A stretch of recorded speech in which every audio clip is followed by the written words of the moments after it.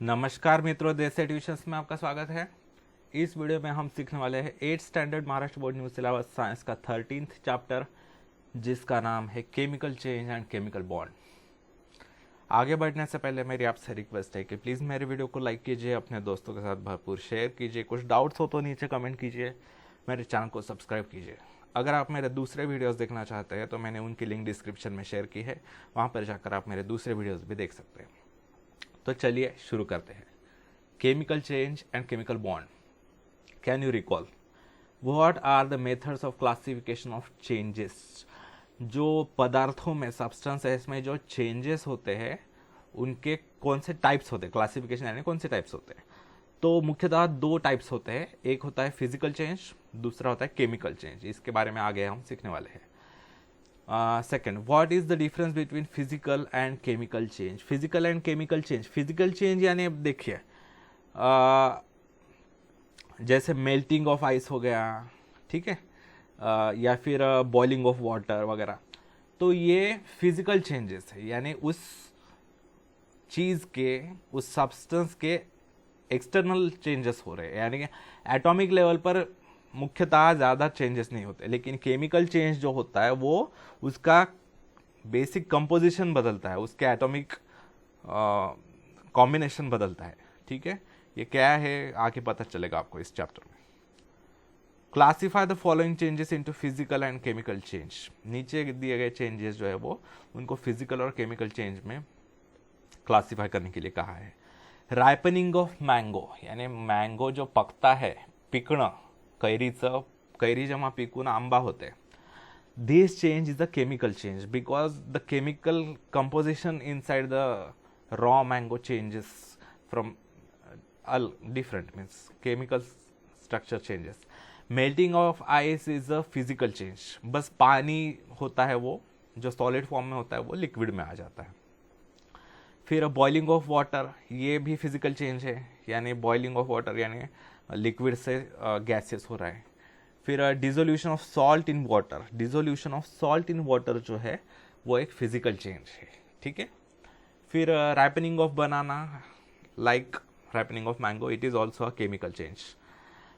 Fragrance on ripening fruit, देखिए जो पका हुआ फ्रूट होता है कोसा भी, उसकी मीठी खुशबू आती है, गंध आता है, तो सुगंध जो आता है वो केमिकल चेंज के कारण आता है। Darkening of a cut potato, cut potato की डार्कनिंग जो है वो एक केमिकल चेंज है। ठीक है। फिर bursting of an inflated balloon, जो फुलाया हुआ गुब्बारा है बलून, उसका फटना वो एक फिजिकल चेंज है। फिर sound of bursting fire cracker, जब हम पटाखे फोड़ते हैं तब उसमें से जो आवाज आता है, देखिए इसमें थोड़ा ये है, ट्विस्ट है। साउंड जो आता है वो फिजिकल चेंज है, और जो बर्स्टिंग ऑफ फायर क्रैकर है, पटाखों का फूटना जो है वो केमिकल चेंज है। फिर foul smell from a spoiled food, खराब हुए खाने के पदार्थों से जो गंदा बदबू आती है वो है chemical change. During any chemical change, composition of original substance changes to form a new substance with a new different composition and properties. How to identify a chemical change? देखिए केमिकल चेंजेस में atomic level पर बदलाव होते हैं मुख्यतः, ये physical में भी थोड़े बहुत होते हैं एटॉमिक लेवल पर, लेकिन जो एटॉमिक कॉम्बिनेशन है वो बदलता है केमिकल चेंजेस में, ये याद रखें। Try this, take the lemon juice in a clean glass, take 2 drops of the lemon juice in a spoon and taste. देखिए लेमन जूस लेना है ग्लास में और 2 बूंद लेने हैं लेमन जूस के स्पून में, और उसका टेस्ट करके लेना है, तो वो कैसा आएगा? ऑफकोर्स खट्टा आएगा, हमने पिछले चैप्टर में देखा है। Add a pinch of baking soda in the glass of lemon juice, उस ग्लास में थोड़ा सा बेकिंग सोडा डालिए, जो ढोकला वगैरह बनाने में यूज करते हैं वो। फिर did you notice bubbling around the particles of soda, जब वो आप देखेंगे थोड़ा ज़्यादा लेना है लेमन जूस और उसमें थोड़ा पिंच यानी चिमुट भर, तो वो डालना है बेकिंग सोडा, और वो जब उसके कण, बेकिंग सोडा के जब पार्टिकल्स गिरेंगे लेमन जूस में, तब आपको उनके आसपास बबल्स आते हुए दिखेंगे। Did you here a sound on taking your year near the glass? जब आप कानों के पास लेके जाएंगे उस ग्लास को जिसमें ये दोनों पदार्थ है, उसको बबलिंग आवाज आएगा आपको। Now again test it. फिर ये पूरा होने के बाद फिर से टेस्ट करके देखना है। Did it taste as sour as it was in the beginning? क्या वो उतना ही खट्टा है आम्बट जितना वो पहले था? बेकिंग सोडा डालने से पहले जितना खट्टा था लेमन जूस, क्या वो अभी भी उतना ही खट्टा है क्या डालने के बाद? नहीं। तो क्या होता है देखते हैं। Above activity is to be done using clean apparatus and edible material. जो ऊपर दी गई एक्टिविटी है वो क्लीन साफ बर्तनों में करनी है और खाने योग्य पदार्थों से करनी है। पिछले चैप्टर में हमने देखा है कि कोई भी केमिकल स्मेल करना, टेस्ट करना, टच करना, ये हार्मफुल हो सकता है। तो ये तो लेमन जूस वगैरह हार्मफुल नहीं होता, इसलिए ठीक है, एडिबल पदार्थों के साथ ही ऐसे प्रयोग करने हैं, खाने योग्य पदार्थों से।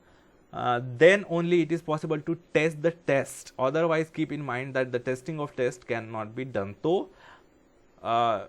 देखिए, टेस्ट करने के लिए उसकी त्याची चव घेण्यासाठी खाण्यायोग्य पदार्थ पाहिजे. तो जर एखादा पॉयझन्स पदार्थ तुम्ही खाऊन पाहिला तर तो तुम्हाला हार्मफुल होऊ शकतो. That's why don't taste any harmful substance, taste only जो एडिबल सब्सटेंस है वो.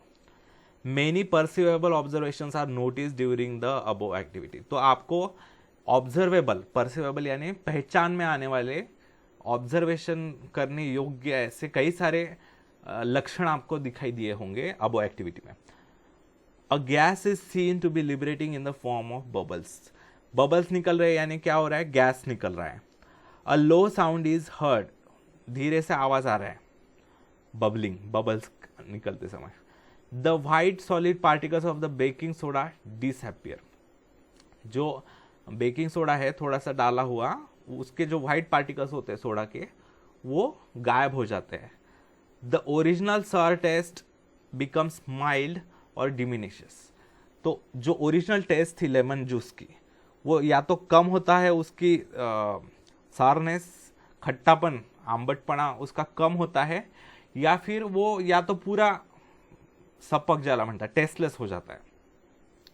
From this it is understood that a new substance having a different taste is form. इससे हमें क्या पता चलता है, कोई तो भी नया पदार्थ बन चुका है इस ग्लास में, ठीक है, और जिसकी टेस्ट अलग है, ठीक है. At the end of the above change, the taste of the substance was different, means its composition was different. बाद में टेस्ट बदल चुकी है बेकिंग सोडा ऐड करने के बाद थोड़ी देर बाद. इसका मतलब उसका कंपोजिशन बदल चुका है. कंपोजिशन यानी स्ट्रक्चर, उसका केमिकल कंपोजिशन बदल चुका है. ये क्या होता है केमिकल कंपोजिशन वगैरह आगे पता चलेगा आपको. The composition of the original substance change to form a new substance with different properties. नए, पुराने कंपोजिशन बदल गया और नया मॉलिक्यूलर कॉम्बिनेशन बना. उसके कारण उसके नए प्रॉपर्टीज थे, उसकी टेस्ट अलग थी, उसका अपीयरेंस अलग था, ठीक है.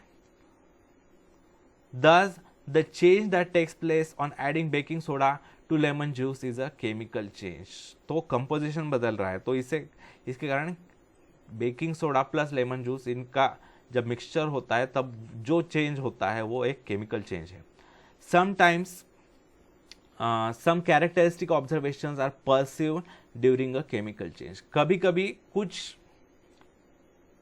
ऑब्जर्व किए जाते हैं, लक्षण दिखाई देते हैं कि हमें पहचान में आते हैं. These enable us to know that a chemical change has taken place. Some of these observations are enlisted in the table 13.1. देखिए यहाँ पर कुछ ऑब्जर्वेशंस दिए हैं.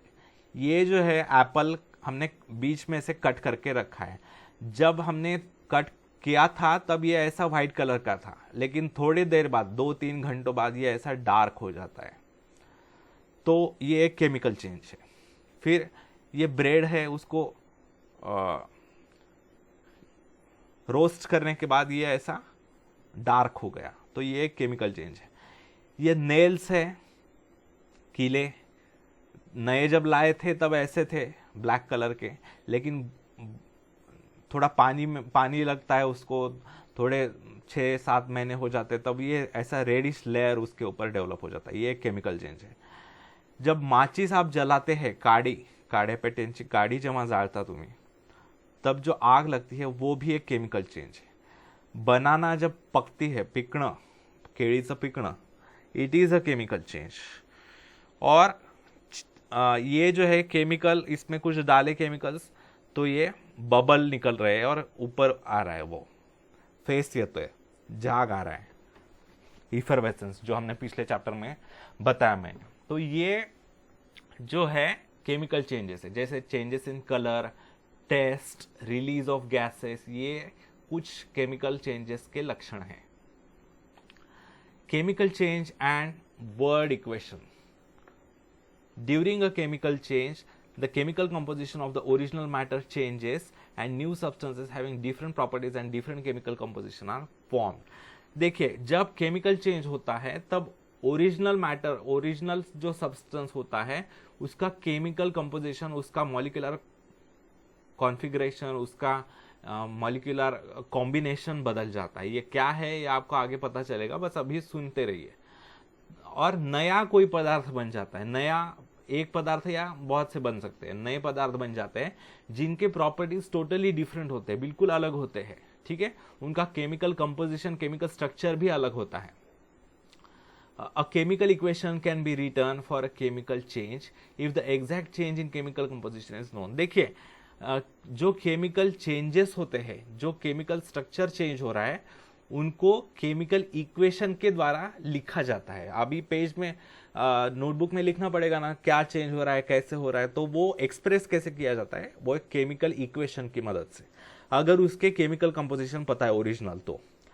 Names and chemical formulae of the original substance and newly form substance are used while writing a chemical equation. देखिए, कैसे लिखा जाता है, जो पुराने सब्सटेंस है उनका नाम और उनके केमिकल फॉर्मूले, जैसे वाटर का क्या है chemical formula, H2O, carbon dioxide CO2, CO2 ये कार्बन डाइऑक्साइड का केमिकल फॉर्मूला है। तो ये जो है केमिकल फॉर्मूले लिखे जाते हैं और उन सब्सटेंसेस के नाम लिखे जाते हैं, और नए जो बनते हैं रिएक्शन के बाद सब्सटेंसेस, उनका भी नाम और उनका भी केमिकल फॉर्मूला लिखा जाता है। For example, when baking soda is added to lemon juice, a chemical change takes place in the citric acid present in the lemon juice and the gas formed is carbon dioxide. जब हम lemon juice में baking soda डालते हैं तब lemon juice क्या होता है, citric acid होता है, पिछले चैप्टर में हमने देखा है। तब साइट्रिक एसिड में जब बेकिंग सोडा, ये एक एसिड है और ये एक बेस है, अल्कली है, तब ये जब मिक्स होते हैं तब न्यूट्रलाइजेशन रिएक्शन होती है, हमने देखा है। तो देखिए, the word equation can be written for this chemical reaction as follows. देखिए कैसे, कौन से दो चीजें हिस्सा ले रही है, सहभाग कौन सी दो चीजें ले रही है रिएक्शन में, चेंज में, citric acid plus sodium bicarbonate. Baking soda का नाम जो है, केमिकल नेम, साइंटिफिक नेम जो है वो सोडियम बाइकार्बोनेट है। एक एरो निकाला है, यहां से यहां पर उसकी डायरेक्शन दी है, यानी ये दोनों एक दूसरे के साथ मिलकर ये नए पदार्थ बना रहे हैं। क्या है, carbon dioxide plus sodium citrate, ठीक है। तो साइट्रिक एसिड क्या है, एक एसिड है, प्लस सोडियम बाइकार्बोनेट एक अल्कली है, बेस है। चेंजेस इनटू, ये एरो इस तरफ है, यानी इस ये बदल रहे इनमें। कार्बन डाइऑक्साइड का फॉर्मूला है CO2 प्लस सोडियम साइट्रेट एक सॉल्ट है, ठीक है। तो this is a neutralization reaction. देखिए, always remember, first step of writing a chemical equation is to write a word equation by using the names of the concerned substances. Chemical equation, इसको ये जो है इसको केमिकल इक्वेशन कहते हैं। Chemical equation लीने किसी भी केमिकल रिएक्शन कहते हैं। ये क्या हो रहा है, केमिकल रिएक्शन होकर नए सब्सटेंसेस बन रहे हैं। तो किसी भी केमिकल रिएक्शन की केमिकल इक्वेशन लिखने की पहली स्टेप क्या होती है, जो भी सहभागी पदार्थ है उनके नाम लिखना, जो यहाँ पर है citric acid plus sodium carbonate, और बाद में यहाँ पर जो बन रहे हैं उनके नाम लिखना, कार्बन डाइऑक्साइड और sodium citrate. When the chemical formula is written in place of each of the names, it becomes a chemical equation. बाद में यहाँ पर साइट्रिक एसिड का फॉर्मूला लिखना है, ये अभी आपको पता नहीं है. फिर सोडियम बाइकार्बोनेट का भी केमिकल फॉर्मूला लिखना है. कार्बन डाइऑक्साइड का फॉर्मूला यहाँ पर लिखा है, देखिए CO2, ये केमिकल फॉर्मूला है. और सोडियम साइट्रेट का भी एक फॉर्मूला है, जो अभी आप ध्यान मत दीजिए उस पर. तो while writing a chemical equation, original substances are written on the left side and newly formed substances are written on the right side and an arrow is drawn in between. देखिए, केमिकल इक्वेशन लिखते समय जो chemical reaction होने से पहले जो सहभागी है, जिन्होंने सहभाग लिया था केमिकल रिएक्शन में, जिन्होंने मिलकर केमिकल रिएक्शन करवाए, उनको लेफ्ट साइड में लिखा जाता है. ठीक है. और जिसमें वो कन्वर्ट हो जाते हैं वो राइट साइड में लिखे जाते हैं. बदलाव होने के बाद जो पदार्थ बनते हैं वो राइट साइड में लिखे जाते हैं. और उनके बीच में ऐसा लेफ्ट टू राइट एक एरो निकाला जाता है, यानी ये मिलकर बदल रहे हैं इनमें. ठीक है. Arrow head points towards the substances form. जो नए पदार्थ बन रहे हैं उनकी तरफ ये एरो निकाला जाता है, ताकि पता चले कि ये इस दिशा में ये रिएक्शन हो रही है. Substances written on the left side of the arrow are original substances that take part in the reaction. जो लेफ्ट साइड, एरो के लेफ्ट साइड में जो लिखे हुए सब्सटेंसेस होते हैं वो केमिकल रिएक्शन में हिस्सा लेने वाले पदार्थ है. उन्हें क्या कहा जाता है? They are called reactants. जो रिएक्शन में हिस्सा ले रहे हैं, जिनकी आपस में रिएक्शन हो रही है, उनको कहते हैं रिएक्टेंट्स. जैसे जो पोल्यूशन करते हैं पदार्थ, उन्हें क्या कहा जाता है? पोल्यूटेंट्स. हमने देखा है पोल्यूशन चैप्टर में. तो जो रिएक्शन करने वाले पदार्थ है उन्हें कहा जाता है reactants. New substances formed as a result of the reaction are called products. जो नए पदार्थ बन रहे हैं रिएक्शन के बाद, रिएक्शन कंप्लीट होने के बाद, उन्हें कहा जाता है प्रोडक्ट्स. ऑफ कोर्स प्रोडक्ट्स ही कहेंगे. Place for the products of the reaction is on the right side of the arrow. जो प्रोडक्ट्स है वो एरो के राइट साइड में लिखे जाते हैं. तो इनमें बताइए, साइट्रिक एसिड और सोडियम बाइकार्बोनेट ये है रिएक्टेंट्स, और कार्बन डाइऑक्साइड और सोडियम साइट्रेट है products. Chemical changes in everyday life. We find many examples of chemical changes in our surrounding, body, home and laboratory. हमें बहुत से केमिकल चेंजेस अनुभव कर सकते हैं हम हमारे सराउंडिंग में, आसपास के वातावरण में, हमारे बॉडी के भीतर, हमारे शरीर के अंदर भी कई सारे केमिकल चेंजेस होते हैं. हमारे घर के अंदर, लैब्स में. ठीक है, लैब में तो होंगे. Let us see some chemical changes for which the word and chemical equation can be written easily. देखिए, अभी हम कुछ केमिकल चेंजेस देखते हैं और उनकी केमिकल इक्वेशन कैसे लिखी जाती है वो देखते हैं. नॅचरल केमिकल चेंजेस, जो प्रकृति में, निसर्गामध्ये जे केमिकल चेंजेस होतात उन्हें कहते हैं नॅचरल केमिकल चेंजेस. पहला है रेस्पिरेशन. जो हम रेस्पिरेशन करते हैं, ऑक्सीजन लेते हैं और कार्बन डाइऑक्साइड छोड़ते हैं, ये भी एक केमिकल चेंज है. Respiration is continuously occurring biological process. हमारे शरीर में कंटिन्यूअस रेस्पिरेशन चलते रहता है. In this process we inhale the air and exhale carbon dioxide and water vapour. हम क्या करते हैं? एयर लेते हैं. ठीक है, एयर में ऑक्सीजन लेते हैं पर्टिकुलरली. फिर बाहर छोड़ते समय क्या छोड़ते हैं? एक्सहेल यानी बाहर छोड़ना, कार्बन डाइऑक्साइड और वाटर वेपर छोड़ते हैं. After an in depth study it is learn that glucose in the cells reacts with oxygen in the inhaled air to form carbon dioxide and water. देखिए, हमारे शरीर में हम जो खाना खाते हैं वो डाइजेशन के बाद ग्लूकोज में कन्वर्ट होता है, और वो ग्लूकोज जो हम ऑक्सीजन लेते हैं रेस्पिरेशन के दौरान, वो ग्लूकोज ऑक्सीजन के साथ रिएक्शन करवाता है और क्या बनाता है? कार्बन डाइऑक्साइड बनाता है और वाटर बनाता है. तो जो बनता है कार्बन डाइऑक्साइड और वाटर, वो फिर से बाहर छोड़ा जाता है. The word equation and chemical equation of this chemical reaction are as follows. Here the chemical equation is not balanced. देखिए, नीचे वर्ड इक्वेशन है ऐसी, वर्ड इक्वेशन यानी नाम लिखे हुए हैं उनके. ग्लूकोज प्लस ऑक्सीजन ये रिएक्टेंट्स हो गए, रिस्पिरेशन की प्रोसेस हो रही है, converts into carbon dioxide plus water. अभी इनके फॉर्मूले अगर लिखोगे, केमिकल इक्वेशन ऐसी होगी। याद रहना है कि ये केमिकल इक्वेशंस अनबैलेंस्ड है, यानी बैलेंस की हुई नहीं है। बैलेंसिंग किसे कहते हैं, यानी यहां पर जितने कार्बन के एटम्स है रिएक्टेंट्स में, उतने ही कार्बन के एटम्स जब यहां होंगे तब उसे बैलेंस्ड केमिकल रिएक्शन कहते हैं। लेकिन ऐसा नहीं है, यहां पर C6 है, 6 कार्बन एटम्स है, और यहां पर एक ही कार्बन एटम दिखाया गया है। यहां पर 12 हाइड्रोजन के एटम्स है, लेकिन यहां पर 2 ही दिखाए गए हैं। और यहां पर ऑक्सीजन के 6 + 2 8 एटम्स है, और यहां पर केवल 1 दिखाया गया है ऑक्सीजन। यानी यहां पर ज्यादा एटम्स दिख रहे हैं और यहां पर कम एटम्स दिख रहे हैं, ऐसा नहीं होता, सेम एटम्स ही रूपांतरित होते हैं। तो ये जो है, जब उनको कुछ एडजस्टमेंट की जाती है, यहां पर कुछ नंबर लिखा जाता है, यहां पर कुछ नंबर जब ऐसा लिखा जाता है तब उसे बैलेंस्ड केमिकल रिएक्शन कहते हैं, जिनमें रिएक्टेंट्स और प्रोडक्ट्स में एटम्स की संख्या सेम होनी चाहिए, उसे कहते हैं बैलेंस्ड केमिकल रिएक्शन। लेकिन यहां पर ऐसा नहीं है, तो इसे कहेंगे अनबैलेंस्ड केमिकल रिएक्शन। तो ये केमिकल इक्वेशन अनबैलेंस्ड है। केमिकल इक्वेशन जो है, ये ग्लूकोज का केमिकल फॉर्मूला है, C6H12O6 प्लस ये ऑक्सीजन है O2, on respiration gives CO2 plus H2O। ठीक है, ये कार्बन डाइऑक्साइड और ये वाटर। तो ये ऐसे रीड करते हैं, C6H12O6 plus O2 on respiration gives CO2 plus H2O। ये केमिकल इक्वेशन है जो कि अनबैलेंस्ड है। इसके बैलेंसिंग वगैरह आपको नेक्स्ट स्टैंडर्ड में है, तो अभी उसका मत सोचिए।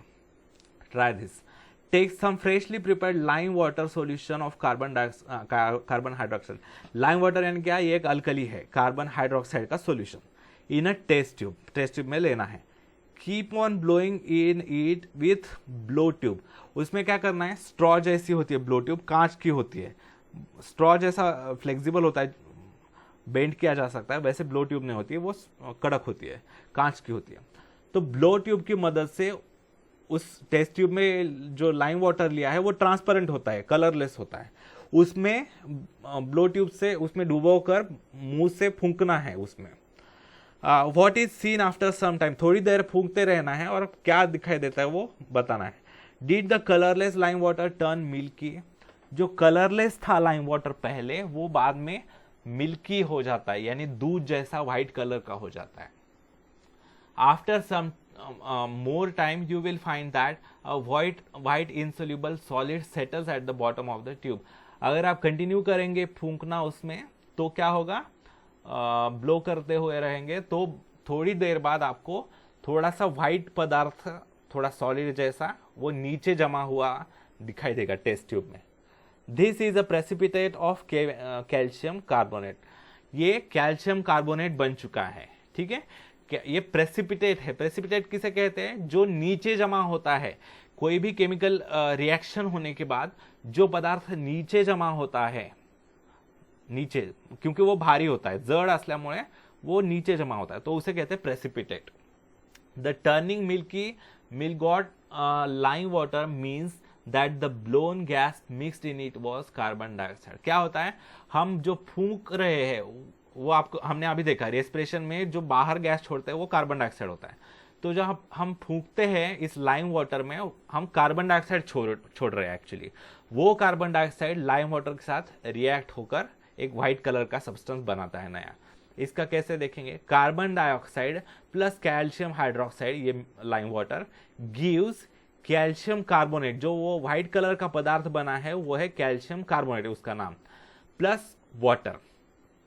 Right a chemical equation for the above word equation. इसकी केमिकल इक्वेशन अगर लिखनी है तो आपने टेक्स्ट बुक में साइड में लिख सकते हैं, मैं आपको दिखाता हूं कैसे लिखना है। देखिए, ये है CO2, ये है कार्बन डाइऑक्साइड का फॉर्मूला, ये हम फूंक रहे हैं। टेस्ट ट्यूब में है लाइम वाटर, CaOH ट्वाइस, ये ब्रैकेट में लिखना है। ठीक है, CaOH ट्वाइस कहते हैं। जैसे हमने CO2, जब अकेले एटम को नंबर लगाया गया है तब उसे नंबर से बोलते हैं CO2, लेकिन 2-3 एटम्स को, यहां पर 2 एटम्स है O और H, 2 एटम्स को एक साथ 2 है, ये ग्रुप में है, OH जो है 2 के ग्रुप में है, 2 OH के ग्रुप से, तो उसे कहा जाता है, उसे ब्रैकेट निकालकर 2 लिखा जाता है, तो उसे कहते हैं CaOH ट्वाइस। तो यह है लाइम वाटर का formula, CO2 plus CaOH twice, यह है कैल्शियम का symbol, oxygen hydrogen, calcium hydroxide, CO2 plus CaOH twice gives CaCO3, यह है कैल्शियम कार्बोनेट, प्लस H2O, यह है वाटर। ठीक है, आगे ये हो गई केमिकल इक्वेशन। नेक्स्ट है फोटोसिंथेसिस। फोटोसिंथेसिस ये एग्जैक्ट रेस्पिरेशन की उल्टी रिएक्शन है। देखते हैं, you know that green plants perform photosynthesis in sunlight. आपको पता है फोटोसिंथेसिस करके ग्रीन प्लांट्स जो है वो सनलाइट की मदद से फूड प्रोडक्शन करते हैं, फूड प्रोड्यूस करते हैं। A word equation and a chemical equation unbalanced, again this is unbalanced equation, can be written for this natural chemical reaction as follows. Word equation क्या है? कार्बन डाइऑक्साइड वो absorb करते हैं plants हवा में से, आपको पता है। कार्बन डाइऑक्साइड प्लस वाटर, जमीन में से रूट्स एब्सॉर्ब करते हैं water. In presence of sunlight green plant give glucose बनाते हैं, प्लस ऑक्सीजन रिलीज करते हैं, ऑक्सीजन छोड़ देते हैं। आपको पता है प्लांट जो है वो ऑक्सीजन रिलीज करते हैं। इसकी केमिकल इक्वेशन कैसी होगी? Carbon dioxide CO2 plus water H2O in sunlight and green plant gives C6H12O6 plus O2। देखिए ये एग्जैक्ट रेस्पिरेशन की उल्टी रिएक्शन है। रेस्पिरेशन में क्या था? C6H12O6 plus O2, respiration gives CO2 plus H2O। तो ये उसके उलट है, लेकिन यहां पर ये लिखना पड़ेगा सनलाइट और ग्रीन प्लांट्स, क्योंकि सनलाइट और ग्रीन प्लांट्स के प्रेजेंस में ही ये रिएक्शन होती है। ठीक है, आगे मैन मेड केमिकल चेंजेस। अभी ये तो नेचुरल चेंजेस हो गए, रेस्पिरेशन हो गया, ये फोटोसिंथेसिस, ये तो नेचर में होने वाले केमिकल चेंजेस है। अभी ऐसे केमिकल चेंजेस देखते हैं जो मैन मेड है, हमारे द्वारा किए जाते हैं। ऐसे we bring about many chemical changes for our use in everyday life. हमारे अलग अलग काम करवाने के लिए हम अलग अलग उद्देश्य से केमिकल चेंजेस करते रहते हैं। Let us see some of them. The chemical change that we saw in the first activity is used in the cold drink called soda lemon. जो हमने पहली एक्टिविटी में देखा था, देखिए वो जो होता है चेंज, वो सोडा लेमन में किया जाता है। सोडा लेमन में it means that it is useful man made chemical change.